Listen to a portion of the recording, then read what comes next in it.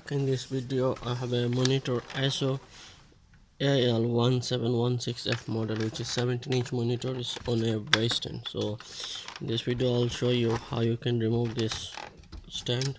So in order to remove this stand, we have to, first of all, we need to remove this plastic cover. So how we do, just pinch and lift the cover, and now we'll remove this stand by removing about 4 screws attaching to the monitor.